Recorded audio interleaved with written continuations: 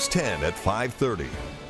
A dramatic surge in a highly contagious illness is putting health officials on alert. Good evening. I'm Amaya Kaznicki. And I'm David Andrews. Cases of whooping cough are climbing at an alarming rate. News 10's Mars Anderson spoke with health officials about what's causing the spike and how families can stay protected. Mars?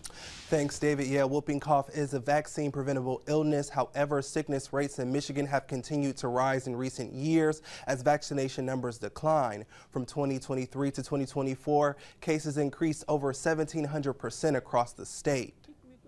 Pertussis, or whooping cough, sickened 2,081 residents in 2024, up from just 110 cases in 2023. This year, 497 cases have been identified in Michigan, according to the Department of Health and Human Services. The bacterial infection is known to cause severe coughing, fits in children. Babies younger than 1 year old are the greatest risk of getting whooping cough and having severe complications, which could be fatal. Dr. Nikkei Shoyinka, medical health officer with the Ingham County Health Department, shared a statement with News 10, urging residents, especially parents and caregivers, to ensure that they and their children are up to date on their whooping cough vaccinations, helping prevent serious illness while also protecting our most vulnerable residents.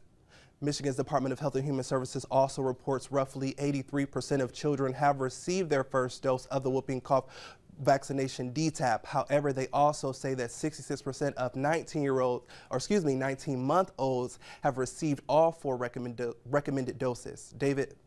All right, Mars, thank you. The Centers for Disease Control and Prevention recommends whooping cough or DTaP vaccination at 2, 4, and 6 months, 15 to 18 months, and 4 to 6 years. And speaking of vaccinations, the Centers for Disease Control